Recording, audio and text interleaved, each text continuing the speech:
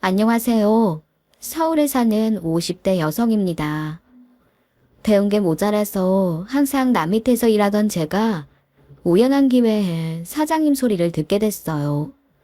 그래서 즐겁기도 하고 걱정이 되기도 합니다. 예전에 월급을 받을 때는 제 맡은 바 일만 잘하면 된다고 생각했거든요. 하지만 남에게 월급을 주는 처지가 되자 걱정거리가 많아지더라고요. 다른 사람의 생계까지 책임져야 한다는 부담감이 느껴지기 때문입니다. 월급 하나 책임지는 것도 부담이 되는데 사람 목숨을 다루는 일에는 얼마나 큰 책임이 따르는 걸까요? 그런데 제가 아는 사람 중에 이런 책임감을 갖추지 못하고 의술을 펼친 사람이 있네요. 그 사람이 바로 저희 동서입니다. 동서는 많이 배웠지만 가장 기본적인 걸 갖추지 못한 사람이었어요. 그래서 주위 사람들에게 상처를 주고 자신도 많은 것을 잃게 됐죠. 저는 오늘 그런 동서의 이야기를 해보고 싶어 사연을 보내게 됐습니다. 부디 끝까지 함께 해주시고 제가 앞으로 동서와 어떤 관계를 유지해야 좋을지 조언 부탁드릴게요.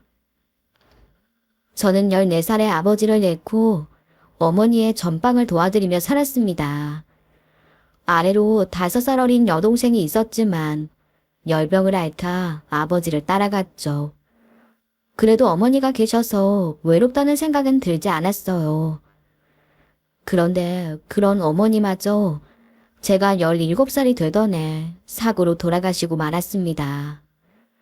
그래서 전 졸지에 혼자가 되어 외롭게 살아야 했네요. 그러다 20대 초반에 2살 많은 남편을 만났어요. 남편도 저와 처지가 비슷했습니다. 조실부모에서 저처럼 외로이 컸더군요. 다만 저와 다른 점이 있다면 남편에게는 어린 동생이 2명이나 있었다는 것이었네요. 저희는 없는 살림이라 결혼식을 올리지 못했습니다. 그냥 드레스를 빌려 사진만 찍고 혼인신고를 했죠. 남편은 미안해하며 나중에 형편이 좋아지면 식을 올리자고 했어요. 하지만 저는 그게 괜히 미안해서 하는 소리라는 걸 알고 있었습니다. 줄줄이 공부시켜야 하는 동생이 둘이나 있는데 형편이 좋아질 리 없었으니까요. 신우이는 남편보다 7살이 어려서 고등학교에 다니고 있었어요. 실업계 고등학교를 다니고 있었지만 원하면 대학에 보내주겠다고 했습니다. 하지만 눈치 빠르고 착한 신우이는 오빠의 형편을 걱정하며 취업을 선택했어요. 그러더니 졸업과 동시에 증권회사에 들어가더군요. 막내 시동생은 신우이보다도 8살이 더 어려서 남편과는 15살이 차이가 났죠. 그래서 전 시동생을 정말 아들처럼 생각하며 키우게 됐어요. 시동생도 저를 엄마처럼 따르며 제 치맛자락을 붙들고 잠이 들곤 했네요. 그러다 제가 아들을 낳게 됐어요. 그랬더니 시동생은 저희 아들을 질투하기도 했답니다. 제가 아이를 안고 달래면 한참을 바라보다가 눈물이 그렁그렁한 얼굴로 묻기도 했어요. 형수님, 이제 윤기가 태어났으니까 나는 귀찮아? 그게 무슨 말이에요. 도련님이 왜 귀찮아요. 아이가 생겼어도 달라지는 건 없어요. 그치만 형님도 윤기만 좋아하고 형수님도 바빠서 나는 잘 안 봐주잖아. 그건 아기가 도련님보다 어리니까 더 도움이 필요해서 그런 거예요. 그래도 난 윤기가 미워. 맨날 울기만 하고 형수님 힘들게 하니까. 에이, 그러면 안 돼요. 도련님은 윤기 삼촌이니까 우리가 없을 때 도련님이 윤기 보호자인 거예요. 그러지 말고 이리 와서 아기 안아봐요. 윤기는 삼촌을 좋아하는데 삼촌이 안 봐주면 윤기도 섭섭할 거예요. 어서요. 그랬던 시동생이 어느새 쑥쑥 자라서 고등학교에 들어갔어요. 신의도 똘똘하더니 시동생 역시 정말 공부를 잘했습니다. 그래서 의대를 목표로 공부하게 됐죠. 저희는 형편이 어려웠지만 시동생의 공부를 위한 일에는 돈을 아끼지 않았어요. 그래서 보내달라는 학원에는 무리를 해서라도 보내주고 체력을 위해 한약도 열심히 먹였네요. 그러느라 정작 저희 아들은 찬밥 신세가 되기도 했지만요. 제가 동네 백반집에 취직해서 돈을 버느라 어린 아들은 혼자 시간을 보내야 했거든요. 바로 시동생의 학원비를 벌어야 했기 때문이죠. 하지만 착한 우리 아들은 그런 엄마를 이해해주고 삼촌을 원망하지도 않았답니다. 그렇게 온 식구들이 노력한 덕에 시동생은 명문대학 의대에 당당히 입학하게 됐어요. 시동생의 합격을 확인한 날 남편은 제 손을 잡고 감격에 겨워 말하더군요. 고마워. 이게 다 당신 덕이야. 내가 혼자 키웠다면 저렇게 잘 키우지 못했을 거야. 당신이 윤기보다 현준이를 더 많이 신경 쓴 거 알아. 정말 고맙게 생각해. 이제 우리 윤기한테 주지 못한 점 더 주면서 잘 키워봅시다. 하지만 그 뒤로 시동생은 너무 바빠서 얼굴 보기도 힘들어졌어요. 의대 공부라는 게 정말 사람 잡는 일이라는 걸 그때 알게 됐네요. 그래서 집에 들어오는 날이 손에 꼽을 만큼 들었고 가끔 만나도 말이 없었습니다. 공부가 너무 힘들어 그런 것 같아 걱정될 뿐이었죠. 그러다 시동생도 의대를 졸업하고 대학병원에 남게 됐어요. 그리고 시동생은 긴 과정을 거쳐서 드디어 흉부외과 전문의의 자리에 오를 수 있었죠. 어릴 때 제 껌딱지 같던 시동생이 어엿한 의사가 된 것입니다. 그러던 어느 날 시동생이 갑자기 결혼하겠다며 여자를 데려왔어요. 상대는 같은 병원에서 근무하는 산부인과 의사였어요. 여자는 한눈에 봐도 똑똑하고 부유해 보이더군요. 저희 집에 처음 온 날 음식을 깨작거리는 여자에게 제가 말했습니다. 왜 잘 못 먹는 것 같아요? 음식이 입에 잘 안 맞아요? 아니에요. 제가 워낙 입이 좀 짧아서요. 신경 쓰지 마세요. 다음에는 어떤 음식을 좋아하는지 미리 말해줘요. 그럼 내가 신경 써서 좋아하는 음식으로 준비해 볼게요. 아니에요. 괜히 애쓰지 마세요. 전 원래 불편한 자리에선 잘 못 먹거든요. 그렇게 새침하게 대답했어요.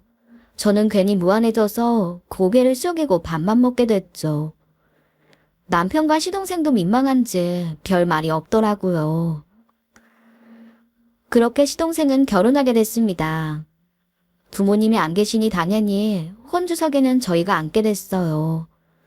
저와 남편은 정말 아들을 장가 보내는 심정이 되어 눈물까지 글썽였죠. 시동생이 결혼을 한 뒤로는 바쁜 시동생의 얼굴을 보기가 더 힘들어졌어요. 명절에도 잠깐 왔다가 밥만 먹고 가기 일쑤였고 시부모님의 제사에도 참석하지 못하는 날이 많았네요. 하지만 일이 바쁘니 그럴 수 있다고 생각했습니다. 그런데 어느 날 한참 만에야 집에 온 시동생의 얼굴이 너무 안 좋아 보이는 거예요.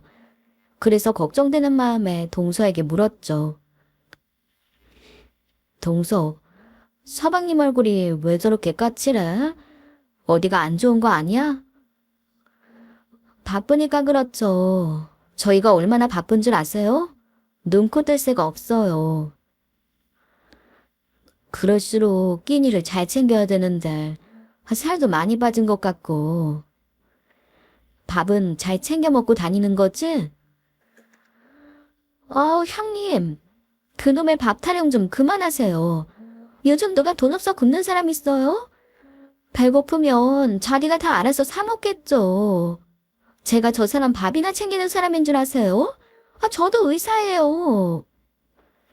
그리고 전 걱정되면 바쁜 사람 이렇게 오라가라 불러들이지나 마세요. 오늘도 좀일 수술하고 피곤한 사람이 아주버님 생신이라고 선물 사들고 여기까지 온 거예요. 시부모님도 아니고 요즘 세상에 무슨 형제 생일까지 챙겨요. 서로 바쁜데. 그랬구나. 미안해. 우린 그냥 얼굴 본 지가 하도 오래된 것 같아서 같이 밥이나 한 끼 먹자 그랬지. 피곤할 테니 그럼 밥만 먹고 어서 가봐. 안 그래도 그럴 거예요. 저도 내일 아침 일찍 또 수술 있거든요. 저희 정말 피곤해요. 근데 저희가 이렇게 자질구레한 일까지 신경 써야 돼요. 하긴 형님이 뭘 하시겠어요. 저 사람은 마음이 약해서 형수님 말이라면 껌뻑하니까 형님이 좀 알아서 신경 써주세요. 말로만 이해하는 척 간섭하지 마시고요. 누가 보면 형님이 진짜 시어머니라도 되는 줄 알겠어요. 그래, 알았어. 이윤기도 군대 가고 적적한 마음에 우리가 우리 생각만 했나 봐. 미안해. 저는 남편 생일에 같이 밥 먹자고 시동생네회를 불렀다가 원망만 한 바가지를 듣게 됐습니다. 그 다음부터는 겁이 나서 무슨 일 있어도 연락하기가 꺼려지더라고요. 그러면서 형제 사이는 더욱 소원해졌던 것 같네요. 그러다가 제가 새로운 일자리를 구해 이직하게 됐어요. 그전에는 골프장에 딸린 식당에서 일했는데요. 주말에도 쉴 수 없고 너무 일은 치우니 힘들더라고요. 그래서 다른 자리를 알아보다 마침 좋은 곳에 들어가게 된 겁니다. 그런데 거기가 시동생과 동서가 근무하는 병원인 거예요. 병원 구내식당 신입 조리사로 들어가게 된 거죠. 저는 두푼 마음으로 첫 출근을 했어요. 확실히 병원이다 보니 위생에 더 철저하고 신경을 많이 써야 하더라고요. 하지만 곧 적응할 수 있을 거라고 여기며 열심히 일했습니다. 남편은 그런 저에게 한숨을 쉬며 말했어요. 이제 우리 먹고 살만 하잖아. 당신 일 좀 그만해. 평생을 허리가 미도록 일하고 지겹지도 않어. 그게 무슨 소리예요. 사지 멀쩡할 때 일할 수 있는 게 감사한 거지. 내가 윤기 어릴 때도 혼자 두고 일하러 다녔는데. 지금 이렇게 할 일도 없는데 집에서 시간이나 죽이고 있는 게 말이 돼요? 그때야 현준이 의대 보내느라 그런 거 아니야. 없는 살림에게 학원 보내고 의대 학비 대느라 당신이 고생이 많았지. 거기다 대학 졸업하고도 오피스텔까지 얻어뒀잖아. 당신 같은 형수가 어딨다고 참. 재수씨 하는 거 보면 내가 다 어이없어. 그러지 말아요. 서방님 잘 사는 게 중요하지 뭐 그런 걸 신경 써요. 우리가 보답바라고 키웠어요? 괜히 나서서 두 사람 분란만 되지 말고 놔둬요. 나도 그래서 그냥 드는 거야. 근데 계속 당신 무시하고 막말을 하니 내가 언제까지 참을 수 있을지 모르겠어. 당신도 그냥 오냐오냐 맞춰주지 말고 손윗 사람으로서 할 말은 좀 해. 이번에 가는 병원이 현준이 부부 일하는 곳이라면서 혹시 거기서 마주쳐도 그러거든. 이번에는 참지 마. 오늘날 자기 남편이 있기까지 당신이 얼마나 고생을 했는데 감히. 알았어요, 알았어. 동서도 많이 배운 사람인데 사람 많은 곳에서야 어디 그러겠어요? 우리끼리 있으니까 스스럼 없어서 그런 거죠.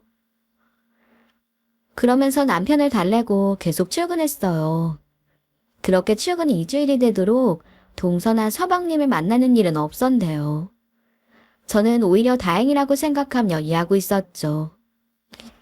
그러다가 열흘이 되던 날, 드디어 밥 먹으러 온 동서와 딱 마주치고 말았는데요. 저는 오랜만에 보는 동서의 얼굴이 반가워 배식을 하다 말고 손을 들어 인사를 했어요. 동서. 일주일 내내 안 보이길래 구내식당에서 안 먹는 줄 알았는데 오늘 보는구나. 잘 지냈어? 어머, 왜 이러세요? 현준 씨가 말 안 했어요. 서방님이? 무슨 얘기?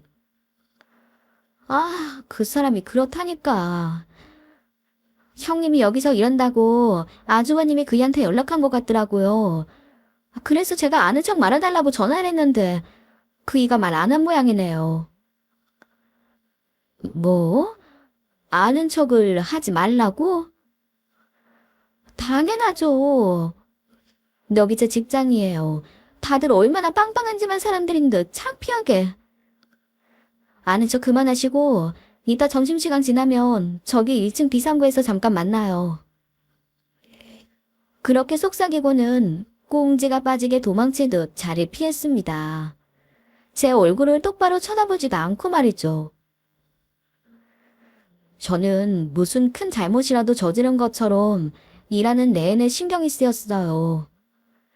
그런데 점심시간이 좀 지나 한가해지자 동서가 문자 메시지로 연락을 했더군요. 그래서 무거운 마음으로 비상구로 향했습니다. 문을 열고 들어서자 그 안에서 동서가 팔짱을 끼고 씩씩거리며 기다리고 있었어요. 그러더니 저를 보자마자 소리를 지르며 화를 내더군요. 형님, 지금 생각이 있는 거예요? 없는 거예요? 여기 죄다 저희 아는 사람이에요. 근데 갑자기 그런 모습으로 나타나서 아는 척을 하면 어쩌자는 거예요? 아무리 배운 게 없어도 그렇지 사리분배를 그렇게 못하세요. 동서, 왜 그렇게 화가 났는지 짐작은 하지만 아무리 그래도 말이 좀 심한 거 아니야? 내가 반가운 마음에 아는 척을 좀 했기로 그게 그렇게 눈에 도끼를 품고 화낼 일이야? 이것 봐. 역시 무식하니까 말귀를 못 알아들으시네. 형님은 사람 체면이란 게 뭔지도 몰라요. 상대에 대한 배려라는 게 좀 있어야죠. 저희 이 병원 의사예요. 근데 형님이라는 사람이 식당에서 밥이나 풀면 저희 얼굴이 뭐가 되겠어요. 형님은 부끄러운 게 뭔 줄 모르세요. 도대체 어떻게 살면 그렇게 얼굴이 두꺼워지는 거예요? 동서, 아무리 그래도 내가 서방님 키운 사람이야. 동서 부부 결혼할 때 내가 혼주석에 앉은 사람이라고. 그게 뭘 말하는 거겠어. 부모님 안 계시면 형님이 대신인 거 몰라? 아무리 창피하다고 어떻게 윗사람한테 말을 그렇게 해. 그리고 그게 그렇게 창피할 일이야? 내가 누구 돈을 훔치긴 했어. 속옷바람으로 뛰어다니긴 했어. 정직하게 일하는 건데 말끝마다 뭐가 그렇게 창피하다는 거야? 이럴 줄 알았어. 도통 말이 안 통하지. 그리고 무슨 말만 하면 키워준 공치 사는 거 지겹지도 않으세요? 진짜 부모면 그런 말도 안 해요. 어느 부모가 키워줬다고 그렇게 생색을 내요? 지겨워 정말. 아무튼 팔리니까 아는 척 말아요. 병원 아니든 닫기든 이제 제발 모른 척 해달라고요. 제발. 그래 알았어. 그래 그렇게 동서 소원이면 아예 남처럼 살자고. 됐지? 네. 듣던 중 반가운 소리네요. 제발 좀 그렇게 해주세요. 저는 동서의 말에 너무 속이 상하고 섭섭해서 그만 눈물이 핑 돌았습니다. 그런데 그때 아무도 없던 비상구에 갑자기 발소리가 들려왔어요. 동서는 깜짝 놀라 두리번거리고 저는 서둘러 눈물을 닦았죠. 그리고 잠시 뒤 저희 앞에 생각지도 못한 인물이 나타났어요. 그 사람이 저를 보고 반갑게 고개 숙여 인사하더군요. 누님 안녕하세요. 그래. 잘 지냈어? 일은 좀 어떠세요? 제가 다른 자리 알아봐 드린다니까. 아유, 굳이 여기서 일을 한다고 하셔서는. 아니야. 난 원래 하던 일이 편해. 나 신경 쓰지 마. 누님 욕심 없고 선한 건 여전하네요. 정말 존경스러워요. 어? 근데 이 친구는 아는 사이신가 봐요. 자네 산부인과 점이경 선생 아닌가? 그러자 동서가 하얗게 질린 얼굴로 납작 엎드리듯 머리를 조아리며 인사했어요. 안녕하세요, 병원장님. 근데 두 분이 어떻게... 아, 이분은 내가 평생의 은인으로 여기는 분이라네. 근데 잠깐 들어보니 자네하고도 남다른 인연이 있는 것 같던데. 네? 아, 저희 형님이세요. 두 분이 아는 사이실 줄은 저는 정말 상상도 못했네요. 형님, 왜 여태 그런 말씀을 한 번도 안 해주셨어요? 너무 놀랍네요. 저는 진땀을 흘리고 어쩔 줄 모르는 동서에게 콧방귀를 끼며 대답했습니다. 우리가 그런 얘기 나눌 시간이나 있었나? 동서 너무 바빠서 시부모님 제사에도 못 오잖아. 그런 훌륭한 의사 선생님이 시시콜콜한 내 이야기에 관심이나 있었겠소? 어머 형님, 무슨 그런 섭섭한 말씀을 하세요.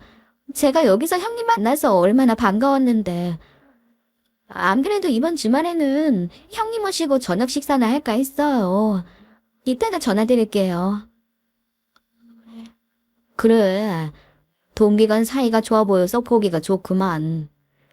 자네는 바쁠 테니 먼저 가보게. 나는 누님이랑 할 말이 좀 있어. 병원장의 말에 동서는 90도로 인사를 하고 급하게 사라졌어요. 그 모습을 지켜보던 제가 물었죠. 아니, 바쁜 사람이 여긴 어쩐 일이야? 엘리베이터 놔두고 비상구로 다녀? 사실 아까 누님 뵈러 식당에 갔었어요. 근데 급하게 어디로 가시는 것 같길래 따라와 봤죠. 그랬다가 본의 아니게 정 선생이랑 하는 말을 듣게 됐네요. 이런 말씀 좀 그렇지만 정혜경 선생이 제가 보던 것과 많이 다른 사람 같네요. 아니야. 서로 좀 오해한 부분이 있어서. 직장에서 이런 모습 보여서 미안해. 앞으로 조심하도록 할게. 아니에요. 누님이 왜? 아무튼 일하다 힘드신 점 있으면 말씀해 주세요. 참, 그리고 이번 주말에 저희 부모님 뵙기로 한 거 잊지 않으셨죠? 전화로 미리 말씀드렸더니 너무 좋아하시더라고요. 그럼 그걸 어떻게 잊어? 주소 보내주면 내가 찾아갈게. 아니에요. 제가 댁으로 차 보내드린다니까요. 아니야. 차는 무슨 멀쩡한 2달이나 두고. 걱정 마. 내가 알아서 할게. 누님은 정말 여전하시네요. 몸 아끼지 않고 남 배려하는 모습이 예나 지금이나 똑같아요. 그런 누님 덕에 제가 지금 이렇게 멀쩡히 살고 있는 거 아니겠어요? 그건 네 복이지. 내가 대단한 일을 했다고. 아무튼 주말에 봐. 난 자리 너무 많이 비워서 이제 그만 들어가 볼게. 사실 저와 병원장은 남다른 인연이 있었습니다. 병원장과 그 누나는 해마다 여름이면 저희 고향으로 놀러 오곤 했어요. 저는 어린 시절 바닷가에 살았는데 그곳에 병원장 남매 외갓집이 있었거든요. 어린애들은 빈분한 아이에 상관없이 그냥 친구가 되곤 하잖아요. 저도 그 남매와 매년 만나다 보니 자연스럽게 친구가 된 거예요. 그러던 어느 날 바닷가를 지나는데 어린아이의 다급한 외침이 들려왔어요. 놀라서 달려가 보니 남자아이가 물에 빠져 허우적거리더군요. 저는 얼른 뛰어들어가 아이를 데리고 나왔습니다. 바닷가에서 나고 자란 전 수영을 참 잘했거든요. 그런데 물을 잔뜩 먹은 아이를 구해놓고 보니 제가 알던 그 남매의 남동생이었던 겁니다. 남자아이는 정신을 차리더니 울면서 소리쳤어요. 우리 누나가 바다에 있어. 신발이 빠져서 건지려고 했는데 갑자기 파도가 누나를 데리고 들어갔어. 내가 누나를 구하려고 했는데. 아이는 울먹이면서 자신의 누나도 구해달라고 했어요. 하지만 전 이미 그 아이를 구하느라 기운이 빠져 더는 바다에 들어갈 수가 없었네요. 물에 빠진 사람은 축 늘어져 평소보다 더 훨씬 무겁게 느껴지거든요. 저는 어쩔 수 없이 사람을 부르러 달려갔어요.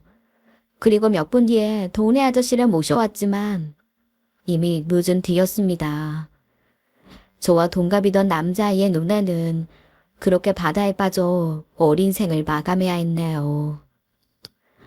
그리고 그때의 기억이 너무나 충격적이고 감렬했던 탓에 저는 아직도 물을 무서워하고 있고요. 그때 자식의 비보를 듣고 서울에서 달려온 남매의 부모님은 하늘이 떠나가라 오열하셨어요. 그리고 한참 뒤에 아들을 구해준 절 찾아오셨답니다. 그러면서 보답을 하고 싶다고 했지만 저희 엄마는 한사코 거절하셨어요. 자식을 잃은 슬픔이 얼마나 클지 아는데 경험 없는 사람들에게 보상을 받을 수가 없다고 하시면서요. 대신 정말 장한 일을 했다며 저를 칭찬해 주셨어요. 하지만 다음에 같은 일이 있으면 제가 들어가는 대신 어른들을 모셔오라는 당부도 잊지 않으셨네요. 그 뒤로 저는 부모님이 돌아가시며 친척집을 전전하느라 고향을 떠나게 됐어요. 그러면서 당연히 그 가족과도 연락이 끊어지게 됐던 겁니다. 그런데 얼마 전 이직을 마음먹고 병원에 면접을 보러 왔다가 우연히 제가 구한 그 남자아이와 재회한 거예요. 그게 바로 지금의 병원장이었던 거죠. 사람의 인연이라는 게 참 신기하더라고요. 그때 저를 먼저 알아본 병원장은 자신의 부모님이 절 계속 찾고 계셨다고 하더군요. 그래서 돌아오는 주말에 실버타운에 계신다는 부모님을 뵈러 가기로 했던 겁니다. 저는 약속대로 주말에 남매의 부모님을 만났어요. 그리고 어쩔 수 없이 그날의 아픈 기억을 이야기하며 노이시오를 불켰죠. 하지만 두 분은 한 명의 자식이라도 살 수 있었던 게 제 공이라며 고마워하셨어요. 그러면서 그때 자식들을 다 잃었다면 자신들은 살 이유가 없었을 거라고 하시더군요. 저도 그런 두 분을 보니 돌아가신 부모님이 떠올라 마음이 뭉클했네요. 그래서 그 뒤로 종종 두 분을 찾아가 함께 시간을 보내곤 했어요. 그런데 저와 동서의 사이를 알게 된 병원장이 동서를 눈여겨본 모양이에요. 사실 그날 저희 사이의 대화를 다 듣고서 동서의 인성에 대한 의심을 가지게 됐다고 하더군요. 저는 그래도 가족이라 동서를 감싸보려고 했지만 소용없었어요. 병원장이 직접 보고 들은 게 있었으니까요. 그러더니 결국 동서가 지방 분원으로 발령났다는 소식이 들려왔어요. 저는 혹시나 싶어 물었죠. 저기 우리 동서가 지방으로 간 게 혹시 나 때문이야? 그날 우리 얘기를 들은 게 영향을 준 건가? 그랬더니 병원장이 착잡한 표정으로 말하더군요. 꼭 그 이유 때문만은 아니에요. 사실 그때 정 선생의 태도가 계속 마음에 걸려서 좀 눈여겨보고 있었거든요. 근데 환자 보호자들한테 하는 행동도 참 버릇이 없더라고요. 일부러 어려운 의학 용어를 써가면서 거들먹거린다든지 환자에 대해 물으면 짜증을 내는데 그건 두고 봐줄 수 있는 문제가 아니었어요. 저는 의사의 실력도 중요하지만 인성이 먼저라고 생각해요. 그래서 자신을 좀 돌아보는 시간을 가지라고 보낸 거예요. 거기도 다 사람 사는 곳입니다. 마음 고쳐먹는 모습 보이면 다시 부를 테니 걱정 마세요, 누님. 그렇게 동서는 지방으로 발령을 받고 내려가 신동생과 주말 부부로 지내게 됐어요. 저에게 막대할 때는 꼴보기 싫더니 막상 내쳐졌다고 하니 마음이 쓰이더군요. 그래서 저는 혼자 남은 시동생에게 먹거리를 챙겨다 주고 지방에서 고생할 동서에게도 반찬을 만들어 보냈습니다. 그랬더니 동서에게 전화가 걸려왔어요. 저는 병원장의 말대로 또 제 선물을 받고 달라졌을 동서를 생각하며 전화를 받았어요. 하지만 결과는 실망 그 자체였습니다. 동서는 제가 전화를 받자마자 대뜸 고함을 질렀거든요. 형님, 지금 뭐 하시는 거예요? 병 주고 약 주는 거예요. 아니면 내가 시골바닥에 처박히는 모습 보니까 고소해서 약 올리는 거예요. 이딴 반찬 누가 좋아한다고 보냈어요. 냄새만 나고 자리만 차지하지. 내가 보내라고 한 거 아니니까 버려도 원망하지 마세요. 그러면서 제 답은 듣지도 않고 끊어버리더군요. 사람이 변하는 게 참 쉽지 않은 일인 것 같았어요. 그렇게 석 달의 시간이 흘렀습니다.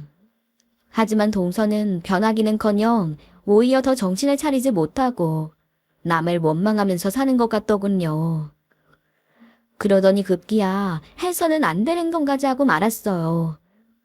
그 일로 동서는 자신의 인생뿐이 아니라 엄한 남의 인생까지 위험에 빠뜨리고 말았습니다. 동서는 당직 근무 중에 술을 마셨다고 하더군요. 그래서 태반 조기망리로 복통과 치매를 호소하는 산모를 제대로 진료하지 못한 거죠. 결국 2시간이 넘게 산모를 방치하다 나중에야 응급수술을 하게 됐다고 해요. 그런데 수술 과정에서도 문제가 있었는지 아니면 응급조치가 제대로 이루어지지 않은 건지 그만 산모가 저산소성 뇌손상을 입게 된 겁니다. 그런데 그것도 모자라 수술실에서 걸어 나오는 동서가 비틀거렸다더군요. 그래서 기겁해 달려간 산모의 가족들에게 동서는 오히려 소리를 지르며 화를 냈답니다. 그러면서 술 한잔한 게 무슨 문제가 됐느냐며 오히려 큰 소리를 쳤다더군요. 이 일은 결국 지역신문에 대서특필되며 병원의 이름에 먹칠을 했습니다.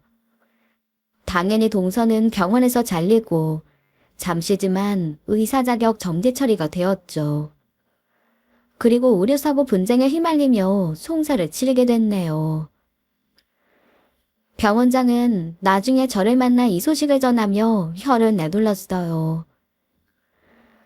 아, 정신 좀 차리라고 보내놨더니 거기서 그런 사고를 칠 줄 어떻게 알았겠어요. 야간이라 다른 의사들도 없었고 어떤 위급한 상황이 생길지도 모르는데 근무 중에 술을 마신다는 게 말이 됩니까? 거기나 그 정신으로 수술실에 들어가다니 도대체 말이 안 되는 얘기예요. 하는 거 봐서 다시 불러들여 기회를 주려고 했는데 자기 신세를 자기가 망쳐버리네요. 그동안 누님이 얼마나 속을 썩었을지 안 봐도 훤해요. 이게 사과로 될 일이 아닌 줄 알지만 정말 미안하네. 그래도 내 가족이고 아랫사람인데 병원에 피해를 입히게 되니 너무 미안해. 이게 누님이 사과할 일은 아니죠. 인간이 먼저 되어야 하는데 그저 호영심만 가득 차서는 의사랍시고 목에 힘만 줄 줄 알았지 정작 직업정신은 눈꽃만큼도 없었던 거예요. 그런 인간이 갱생이 될지 모르겠네요. 정말 같은 의사지만 너무 화가 나요. 이번 일로 동서도 마음고생이 많은 모양이야. 제발 환자가 괜찮아야 할 텐데 그게 걱정이네. 상태가 그리 좋지 못한 것 같아요. 아마 정신을 차린다고 해도 뇌병변 장애를 피하기 힘들 것 같다네요. 그런 정신 상태로 수술을 하다니. 결국 한 아이의 엄마는 10달 품은 아이를 제대로 안아보지도 못했어요. 그리고 장애를 입어 계속 병원 신세를 지게 됐다고 해요. 이런 소식이 사람들의 공분을 사며 소송도 동서에게 불이하게 돌아가더군요. 결국 저희 시동생과 동서의 친정이 발벗고 나서야 했죠. 그래서 환자의 가족들과 합의하긴 했지만 동서의 소문은 업계에 쫙 퍼지게 됐습니다. 이후 동서는 어느 곳에서도 받아주는 곳이 없자 지방에 개원하겠다고 했어요. 하지만 합의금을 내주느라 친정도 시동생도 여력이 없는 모양이더라고요. 결국 동서는 저를 찾아왔습니다. 그리고 전에 없던 비굴한 모습으로 매달리더군요. 형님, 제가 잘못했어요. 저 정말 반성 많이 했습니다. 그동안 어떤 정신머리로 살았는지 지금 돌아보면 정말 부끄럽고 송구스러워요. 제가 그동안 형님께 했던 막말들 다 주워 담을 수는 없지만 진심으로 사죄드리고 싶어서 왔어요. 정말 죄송해요. 갑자기 왜 이래? 얼마 전까지도 걱정돼서 전화한 사람한테 시간만 떨지 말라고 큰 소리 치던 사람은 어디 갔어? 그땐 언론이다 소송이다 절 너무 괴롭혀서 제정신이 아니었어요. 누구든 말을 걸면 다 욕하면서 달려들고 싶을 때라. 정말 죄송해요. 그렇게 정신없는 사람이 여긴 뭐하러 왔어? 놀고 먹을 거 아니면 잘난 의사면허 섞이지 않도록 일자리라도 알아봐야 될 거 아니야. 그 귀한 시간에 왜 여기까지 왔냐고. 형님, 사람들이 하도 떠드는 통에 제가 갈 만한 곳이 없어요. 친정이랑 그이한테 개원하고 싶다고 했더니 합의금 주느라 여력이 없다고 하네요. 그렇다고 제가 이대로 의사를 그만둘 순 없잖아요. 그 어려운 공부를 했는데. 그러니까 형님이 한 번만 저 좀 도와주세요. 제발 어린 동생 살린다 생각하시고요. 네? 그게 무슨 소리야? 내가 어떻게 동서를 살려? 난 동서 말대로 가방끈도 짧고 집을 가진 것도 없는 사람이잖아. 죄송해요, 형님. 다 철없어 한 말이라도 그렇게 이해하시고 병원장님한테 제 얘기 좀 다시 해주세요. 저 정말 정신 차리고 후회하고 있다고 그 말씀만 좀 전해주세요. 제가 아무리 만나보려고 해도 상대해 주시질 않으니 어떻게 해볼 도리가 없어요. 지금 돌아가는 상황이 저를 궁지에 몰려는 것 같아요. 이럴 때 원장님이 저한테 다시 손을 내밀어 주시면 언론이랑 사람들도 잠잠해질 거예요. 의료 분쟁은 원래 입장 차이가 있는 거라. 다시 본원에 들어가면 사람들은 의사 잘못이 아니었다고 생각하고 다 잊을 거라고요. 뭐야? 동서 그런 꼼꼼이로 여기로 온 거야? 그런 생각이라면 12번을 와도 난 동서를 도와줄 수가 없어. 그리고 병원장이 바본 줄 아니? 그 자리에 오르기까지 얼마나 많은 사람을 만나보고 깊은 통찰력을 가졌을지 생각 안 해봤어? 동서는 동서 말고 다른 사람들은 다 바보로 보이지? 일단 남을 다 무시하고 보니 지금 같은 사달도 난 거야. 모든 숨쉬는 것들은 다 귀한 존재야. 하물며 인간의 목숨은 얼마나 귀하겠어.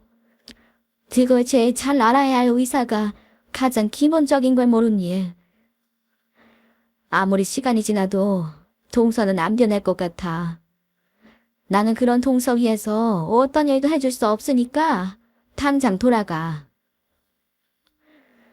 형님, 제가 어떻게 해야 되는 건데요? 그럼 잘난 형님이 말씀해보세요. 도대체 저대로 어쩌라고 사람들이 저러는 건지. 이젠 그이도 저를 경멸하는 눈빛으로 봐요.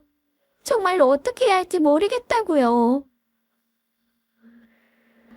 그 답은 동서 스스로 찾아야지. 머리에 지식만 쌓지 말고 가슴에 인간에 대한 애정도 좀 쌓아봐. 제 말에 동서는 오열하며 돌아갔습니다. 오는 모습이 안쓰럽긴 했지만 동서 인생의 정답은 자신이 찾아야만 한다고 생각했어요. 그리고 몇 달 후, 저는 시동생에게서 뜻밖의 소식을 듣게 됐습니다. 동서가 한동안 괴로워하더니 성당에 나가 고해성사를 했다더군요. 그러더니 갑자기 아프리카로 의료봉사를 떠났다고 해요. 아무 대가 없이 정말 자신의 손길을 필요로 하는 사람들에게 가보고 싶다고 했다네요. 그리고 저는 현재 병원장 부모님의 도움으로 병원 지하에 죽집을 개업하게 됐습니다. 저는 한사코 거절했지만 두 어르신의 간절한 마음을 계속 모른 척하기가 어렵더라고요. 이 소식을 듣고 병원장도 웃으며 환영해줬네요. 그렇게 저는 생각지도 못한 도움을 받아 난생 처음 제 식당을 갖게 됐어요. 그렇다고 초심을 잃지는 않으려고 해요. 사람 입에 들어가는 음식인 만큼 예전보다 더 책임감을 가지고 열심히 해볼 생각입니다. 그러다 언젠가 동서가 돌아오면 따뜻한 전복죽 한 그릇을 건네주고 싶어요. 그러면서 고생했다고 어깨 한번 토닥여줘도 괜찮을까요? 여러분들의 생각은 어떠신가요? 그럼 충고의 말씀을 기다리며 저는 이만 인사드리겠습니다. 함께 해주셔서 정말 감사합니다. 의료사고로 장애를 입은 가족들을 생각하면 정말 가슴 아픈 사연입니다. 그 가족분들께는 어떤 말로도 위로가 되지 않을 듯 싶네요. 아프리카로 떠난 동서가 꼭 정신 차리고 자신 때문에 피해 입은 가족들에게 진심으로 사죄했으면 좋겠습니다. 그럼 오늘도 사연 함께 해주신 여러분 감사합니다.